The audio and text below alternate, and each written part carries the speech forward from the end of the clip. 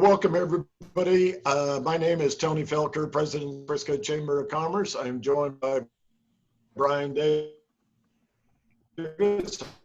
Director of Tables, Industry Roundtables. Trying to bring analysts from a particular industry, as well as audience members from a particular industry, and talk to them about what is happening on the industry in general terms, and of course, these days, as it relates to COVID-19 and things like that. So this week's feature is on commercial real estate. We have three great panelists here. And Mr. Brian Davis, who's coordinating these industry roundtables, I'm going to turn it over to you at this point, sir.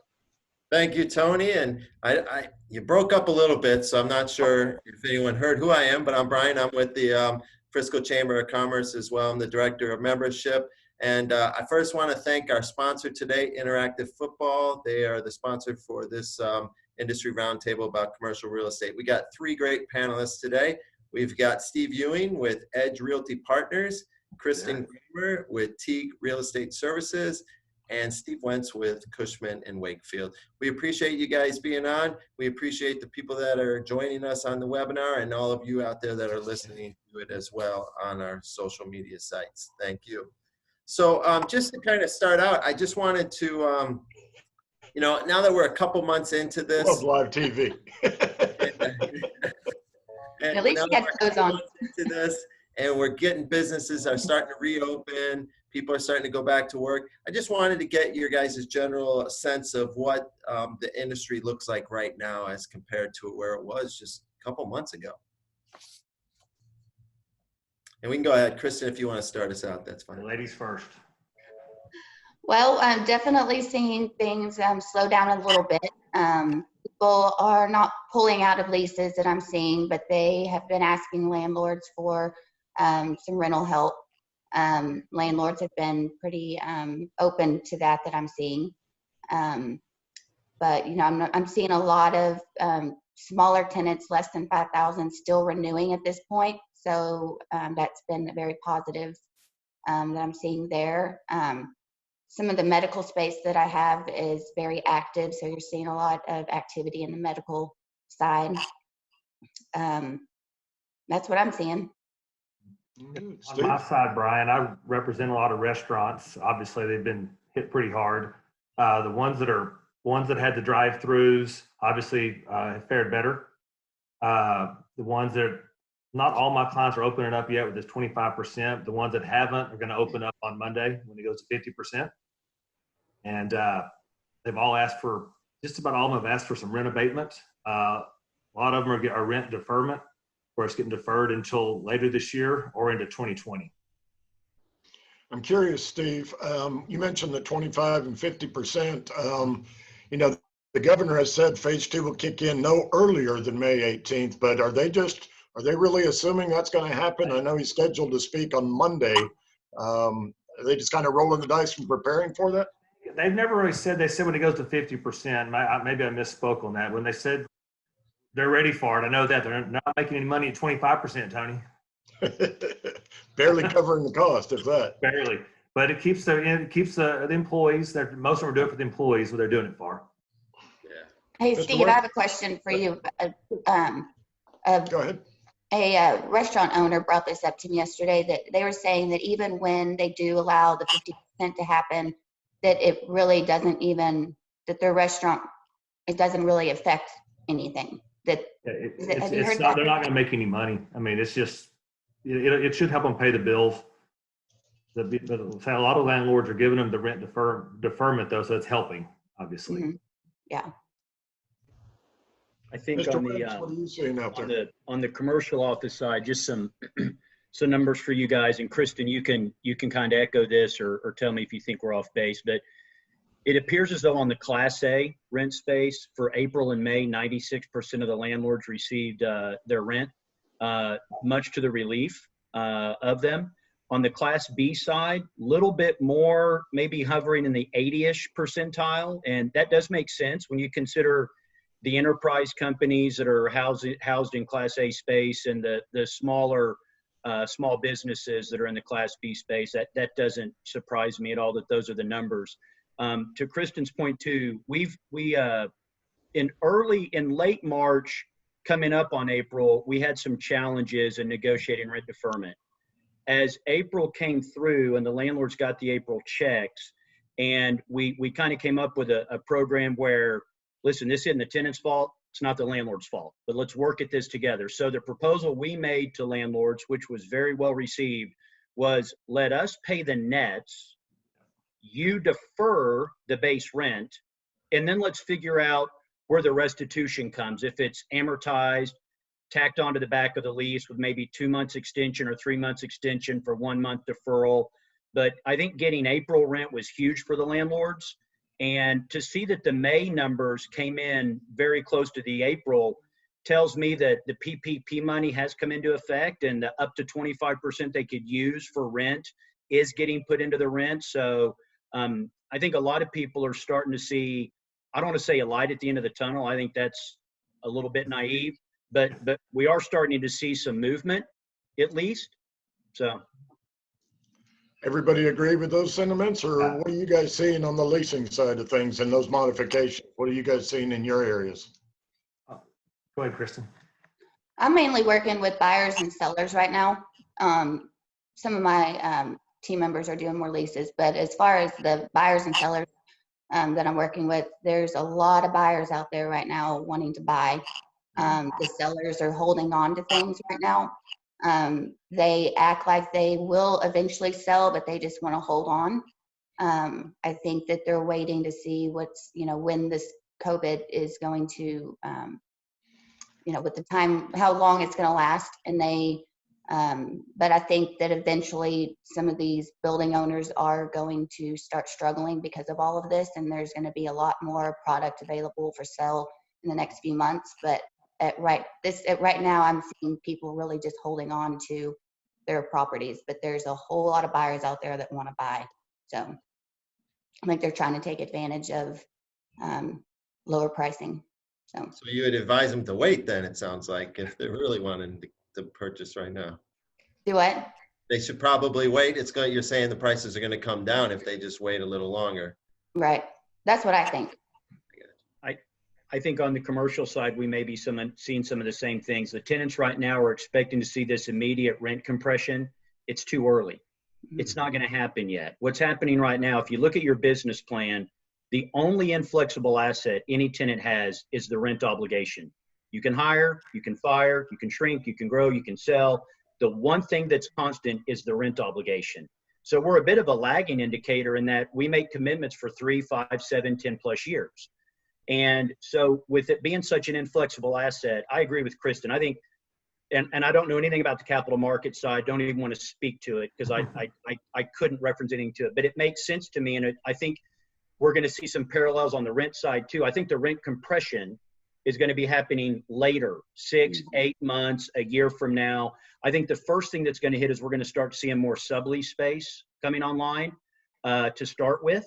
I think I'm finding that landlords on the leases that I'm negotiating right now are being very aggressive because we're all kind of recognizing that we're entering uncharted waters. So it's been very pleasant on that side as well at this point. Steve, what are you seeing on the retail side? The leasing side, I'm getting some calls now asking if my rents have dropped from some of my newer shopping centers. The answer is no, because the landlords still have the obligation to the banks and all that. My activity's picked up a lot lately, but I'm not getting any new deals signed recently. Some of the tenants that I have that were struggling, I think, are not going to pull through this. Like you said, it's going to be a lot of sublease opportunities, or just tenant will go away and the landlord will have to release it. That's what I'm seeing. Steve Ewing, when this all started to break and the restaurants were ordered to close down except for takeout, drive-through, et cetera, there were some very dire predictions of how many were going to be able to stay open. And you heard figures like 30, 35, sometimes even 40% of the restaurants in DFW. Do you have any thoughts about what that's truly going to look like, or is it still way too early to really tell? I think it's too early to tell. I hear news every day of people that are not going to reopen. And I've heard people are calling me as late as this morning saying, this tenant's not going to reopen, this tenant's not going to reopen. But I think it's too early to tell. I talked to a couple of other clients today, and they said, like I said earlier, they're paying the bills and we're ready for this to be over with, and you get back to full strength. I think it's going to, when that is, I don't know, but hopefully sooner than later. It could be waiting to that 50% and gradually opening up and seeing if the market and people feel comfortable going out. That's and right. Make that capacity. If everybody opens up, but the people don't come out, that could be some of the final nails in some of those. That's true. And like I said earlier, the ones with the drive-through and they got the takeout figured out are faring better than the ones that are just that haven't figured it out. Brian, what are some of your thoughts? I know you had some ideas out there.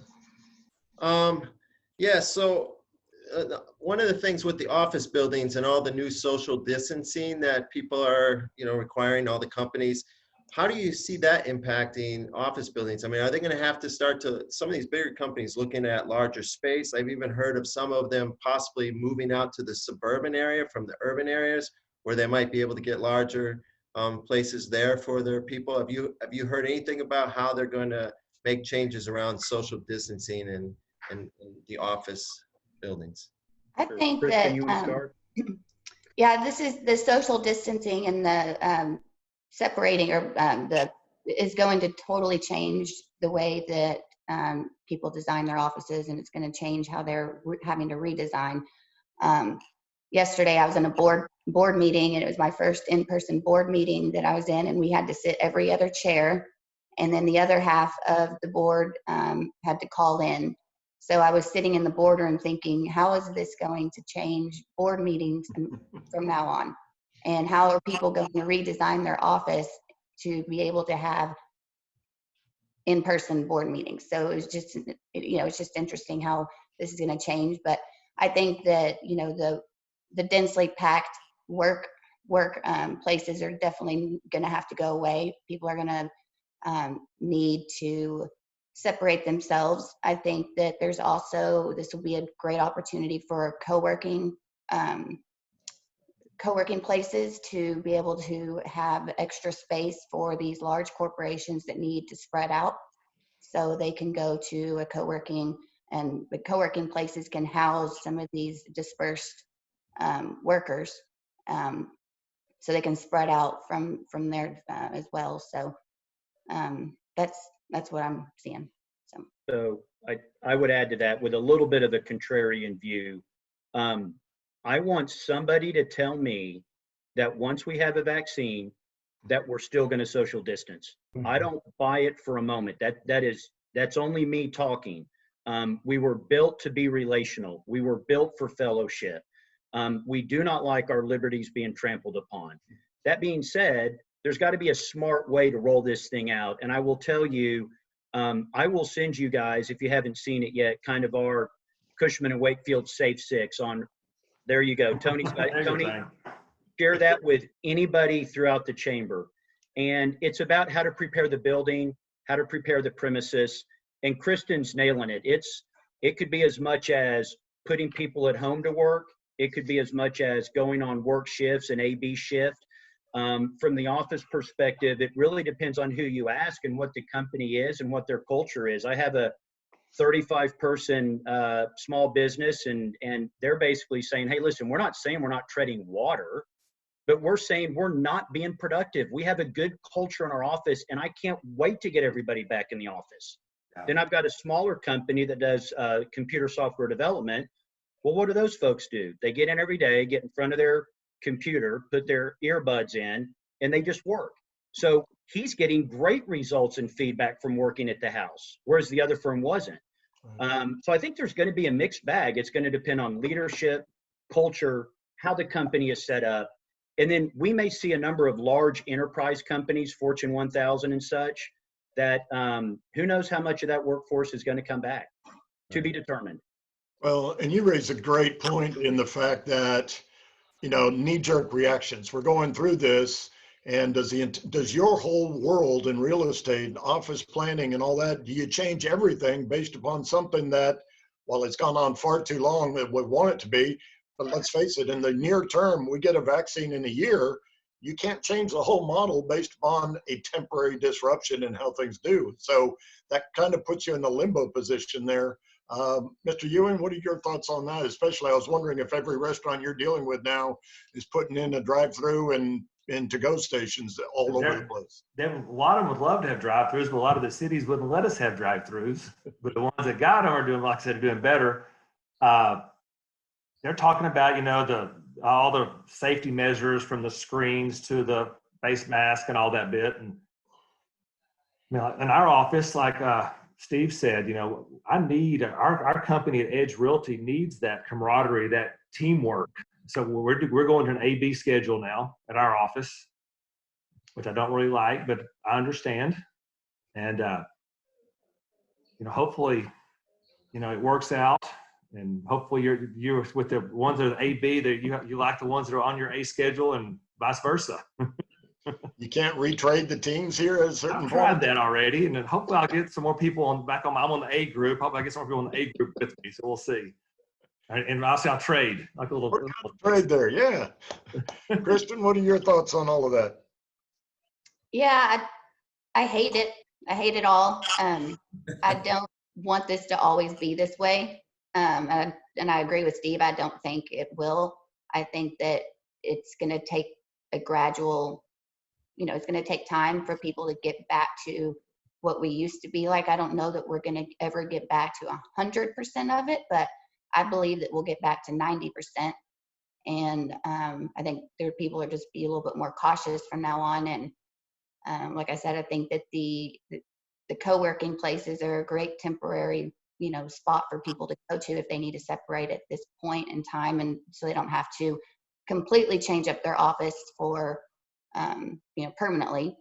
But yeah, I'm just ready to shake hands and hug again. You're not very social. And I'm very social, so this is driving me nuts.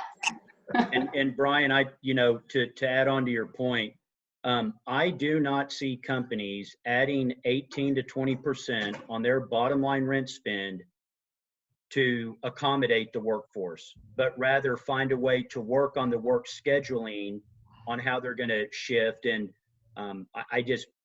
listen, we all know how impactful the rent is on the bottom line. And I don't think we're going to see, there might be some very few instances where footprint grows, but I would say those are the anomaly.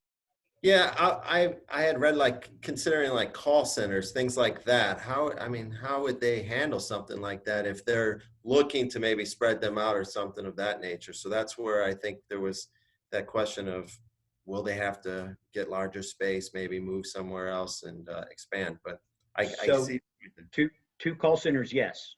Yeah, that might be the one. We had a call center requirement that was put on hold until Q4.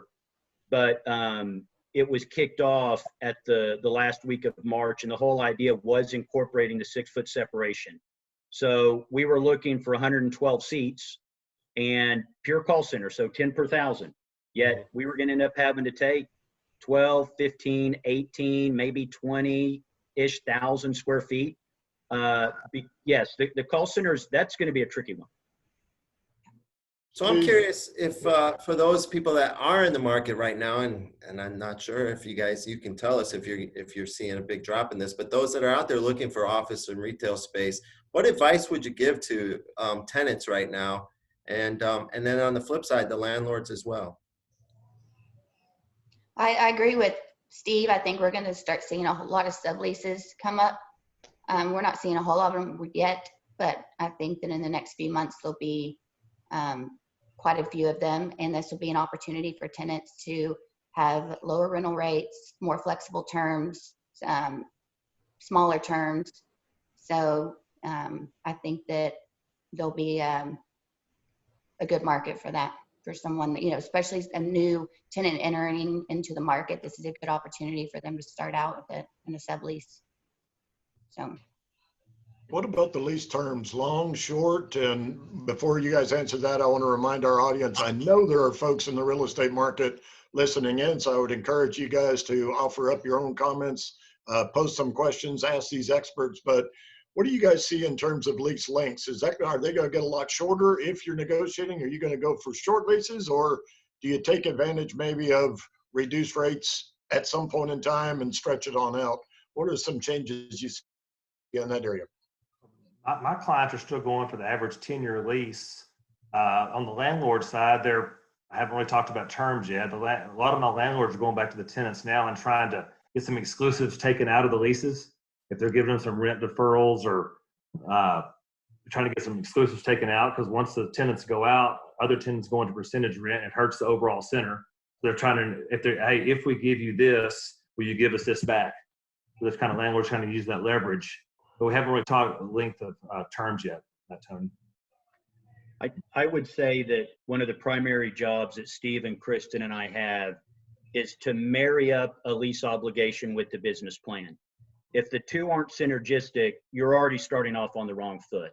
So to answer your question, I don't want to come across cliche, but it's going to be kind of a deal by deal basis. A lot of it's going to be dependent upon how much money's having to be put in the space, because higher tenant improvement allowance is reflective of longer term.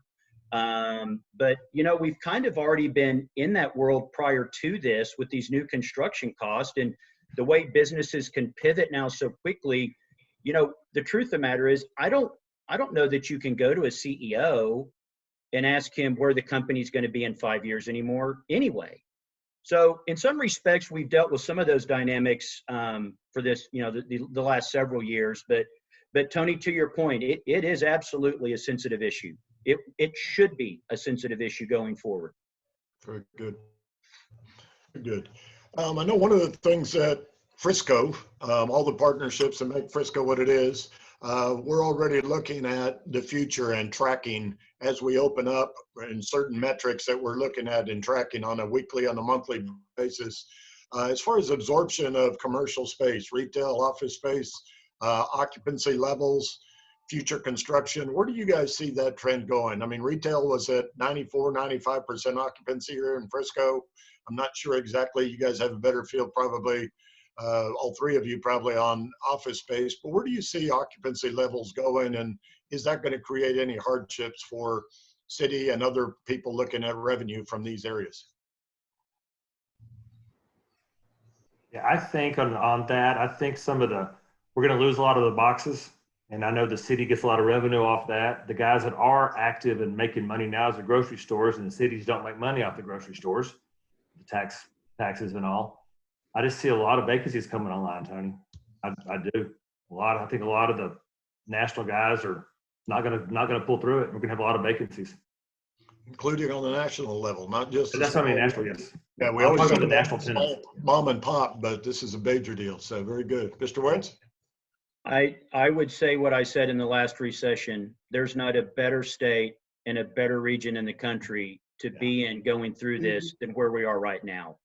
So will we feel it? Sure. We'll have some, we'll have some vacancies come up. And as Kristen and I have both mentioned on the office side, there's going to be some subleases coming up. So you're going to have some dark space. And, one of two things happens with dark space. It either gets backfilled or it stays dark. So, we're going to have some vacancy come up, Tony, but there is no better place to be in the country than Dallas-Fort Worth for this. Yeah, I'm not worried about it, especially Frisco. I mean, Frisco is pretty much the most recession-resistant cities in the United States. And so I think we're all sitting in a great place. I don't see the office market tanking at all. I think it, like Steve said, I think it's going to slow down a little bit, but it's not anything that I'm worried about. With the retail vacancies that you're talking about coming up, I mean, what kind of effect is that going to have on development? I mean, we've been growing and building, new strip centers and outdoor shopping and all that for years now and going gangbusters. But if you anticipate a lot of vacancies, are you already seeing development deals changing? I haven't seen that yet. Ones that are obviously under construction now were planned, obviously, when things were normal. I'm not for sure on it. I think the centers will still get built, but we are going to have a lot of vacancies. They need to get backfilled. So, Steve, do you think that restaurants will look at this, and newer restaurants that will eventually, be built, that they will change? Do you think it's going to change how they design restaurants from now on? I think it will, and I think a lot of them will require or want to drive through in case something like this happens again. Cities don't like drive-throughs. Neighbors don't like drive-throughs. Where it's somewhere you have to overcome. But, we'll just have to see what happens. Yeah. So from a restaurant perspective, Steve, what are your thoughts on the alcohol to go? Is that going to continue? How's that working? And I hope it continues. The restaurants that I rep and have talked to that I don't rep will like it. And as a consumer, I like it. So It seems like Governor Abbott's on board to keep it around. So that's good. We did have one person who called in and wanted to verbally ask the question. I've asked him to restate it as a question, but overall, they just said they were curious about distributions to investors in the office sector. Do you all have enough with that to comment on that, or do you need further clarification? Maybe Mr. Wentz? Yeah, I don't, Cushman, we've got a pretty strong bench at our office and we try to stay within our lane. And I am not on the capital market side. So I'm sorry I couldn't answer that question. You don't want to venture out there, Kristen? Everybody else is bailing on that, really? No, I don't really have any comments on that. I do, Tony, I would add a question to his question that, maybe provide some thought is, these landlords have loan covenants, and depending on what's going to happen with some of these tenants that do look to sublet, and depending on what's going to happen, and again, I think this is more of a national scale than a local scale issue because, as Kristen mentioned, we're pretty healthy here. But if, a lot of these new developments, you had the new cost of the dirt, the new cost of construction. And that's why those rents are no longer $18 triple net, they're $34 triple net. And with that comes those loan covenants. And I don't know how that stuff's going to get handled. Very good. Steve, you mentioned your recovery readiness and return to the office space, and that being your firm has a lot of office space under management over in the Far East. You guys had to deal with this sooner. I'm curious about each of you, where it applies, what you guys are finding in terms of your clients and how are they embracing and looking forward to this reopening. Are there any areas in particular that you're finding people are having issues with? Is it reconfiguring office space to minimize friction points within the office? Is it restaurants? Is it, how to sanitize or move furniture around? What are you guys finding being the biggest issues as we reopen as it pertains to your clients? Kristen? I think that what we're seeing, we're a pretty big property management firm, so it's been interesting to see how we've had to incorporate all the social distancing within our buildings that we manage, and all the signage that's had to go up, and the signs of how many people can go in the elevator and where to stand, and just making sure that our clients understand that we're taking this seriously and that we want to keep our buildings as sanitized and as social distanced as we possibly can. So that's just been something that I've been seeing, and that our clients are really, they just makes them feel safer and makes them want to come to work. So. Yeah, restaurants, they're just focusing now on, separating the tables, giving the spacing, making the customer feel like it's been sanitized. When one group gets up, they go clean the booths out or the tables off and all that bit, and leave room for everybody, and and especially the employees. Make the consumers think the employees are healthy and safe and all that. Right. Yeah. It seems like every week there's so much progression, and we capture so many more data points, and I think it really is going to come down to people not being scared. Well, how can you not be scared? Well, you eliminate that fear when you have knowledge, and we don't have all the knowledge yet. I think we're on the fast track to get it, but to Kristen's point on the property management side, and how you kind of route the traffic, and how where you have the hand sanitizer, are the day porters, are they working twice as much? Are you changing the air filters more often? Are you using special UV light for cleaning when it's sanitation in restrooms? There's so many factors, but even having those to help us kind of roll into the workforce, we've got to fix people's fear. And just having those things doesn't mean that someone's not going to be scared. So I think we've just got to get to the point that we cross through that. And you know, the biggest culmination there is just going to be having the vaccine. Yeah. Vaccine or real good medication. Brian, I know you're big on talking about that topic. Oh, well, actually, I do have a question. You know, malls have been hurting really bad for years now. And, you know, Steve, you had mentioned that you think some of these bigger national chains were going to have some big problems, and we've seen that too. And I've even heard that if you lose some anchor stores in a mall, that it then allows some of these other stores to get out of their leases. So where do you see, I mean, where do you see malls going from here? And what are they doing to get people back in? I think the malls have been in trouble recently. There's some super strong ones and that do well, but a lot of them have been hurting all over the country. And like I said earlier, when a certain box goes out, it triggers like percentage rent only with some other boxes. Mm-hmm. And it allows them to kick out if they want to. To get the people back in the malls, obviously got to be open, duh, on that one. I'm not a big mall fan. I don't put a lot of tenants in malls. I put my tenants around the malls. Yeah. They do great real estate. So, and they want to be close to those regional intersections. So that's where I put them. But I'm not a big mall fan, and I think they need to get creative to get people back. I don't know what that entails, but you're gonna have to do something, obviously. Steve, do you buy off on kind of the repositioning of malls, putting the edutainment, the fitness, yes. You know, just the killer? I don't even want to call them food courts because they're way better than that. But do you kind of need that, you know, to kind of prop these malls up, don't you? I totally agree with that. I'm a strong believer in the entertainment components, the big food halls like you're seeing now. I like that instead of just your basic, you know, soft goods or retail. I believe you need that wide variety to bring the multitude of people back to the malls.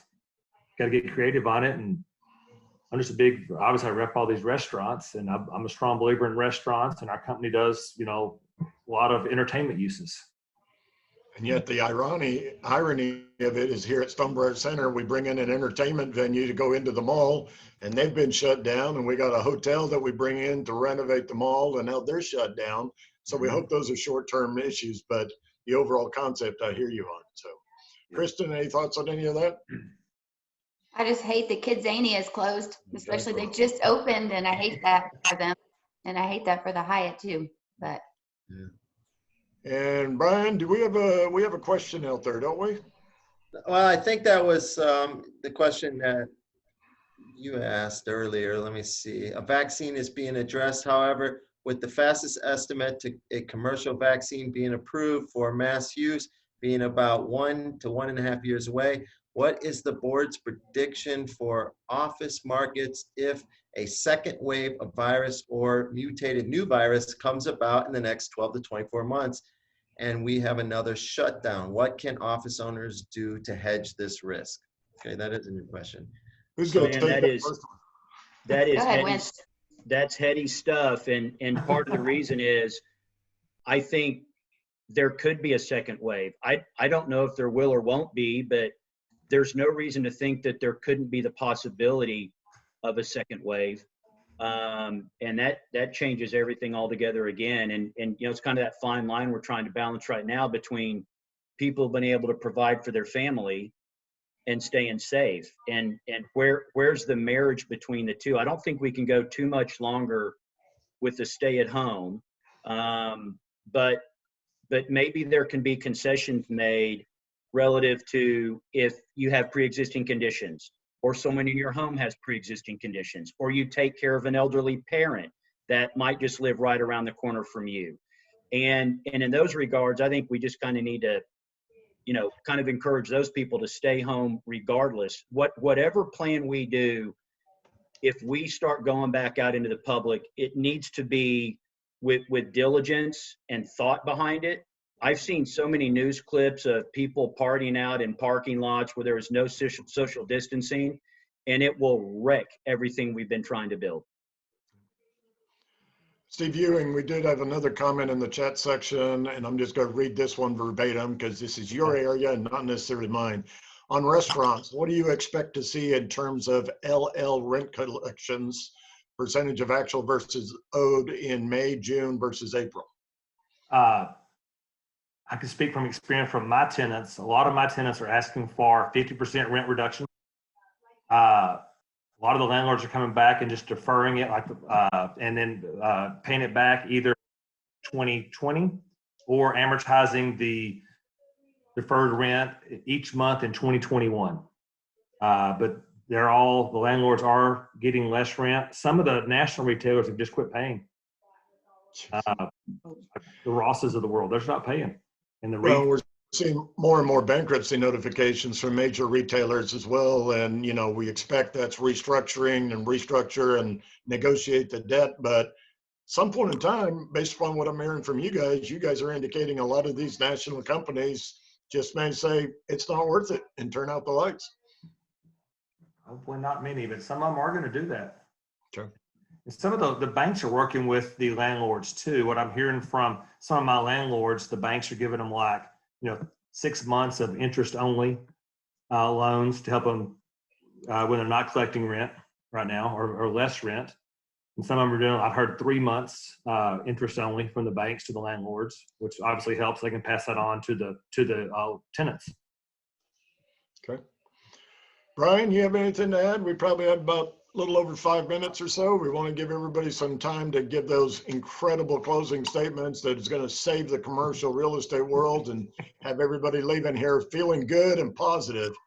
Well, that's exactly what I was going to finish up with. We've seen so much creativity out there with the business owners, especially in the restaurant industry. I think we're starting to going to see that in the retail sector as well, as they try to get more and more people back in there. And, I just want to know what positive things do you see coming out of this in your industry and commercial real estate as we make our way through this? I'm sure there's going to be some new changes, things like that. So just share some good things for us, please. Just simply my opinion, we've had this migration coming into the North Texas region for the last several years. What have we had, like 300 or 330 people a day moving into the North Texas region? And that's been going on for over 3 years. I think when you see this, I would anticipate more relocations coming to Texas, coming to North Texas. This is simply my opinion, which is, you've got the California companies, you got the New York, the East Coast companies, and I think you could see more of a relocation to the Phoenixes and the Dallas and the Atlantas of the world than staying where they are. Any announcements you want to make right here? No, I totally agree with Steve. Again, I think we're in a very great economy here. We're all in a great place. I think that this is going to hurt people around in other areas of the United States, and they're going to see that Dallas and Frisco and our area is still strong and recession resistant. So I think that I totally agree with Steve that I think we'll see some more relocations happening.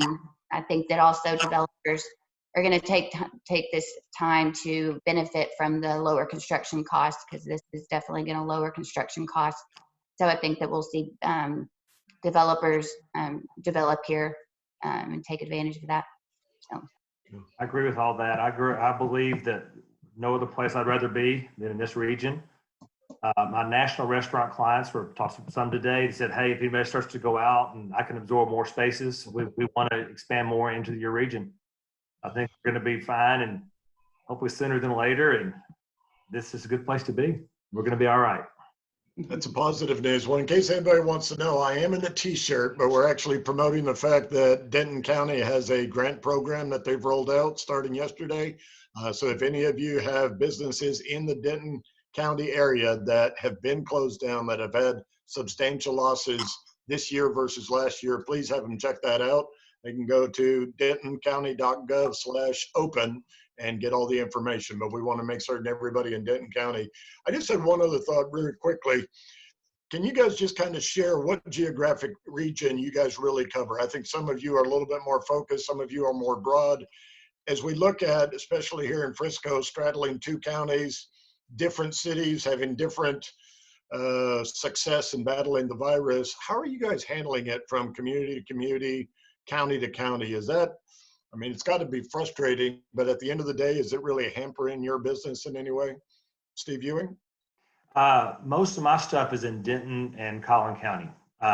Office in Dallas County, which obviously a few more rules on us down there, but it's not affected me that much from Denton to Collin County. Very good. Yeah, I agree. I mainly work DFW and mainly Collin County, so I haven't really seen it affect anything. So Tony, I would tell you our office is in Dallas County as well. And just to support Judge Jenkins' order from several weeks ago, we have, in trying to be a good corporate partner, we have not been to our office in what's that? Are we going on week 8 now? Something like that. It's 8 weeks to come on Tuesday.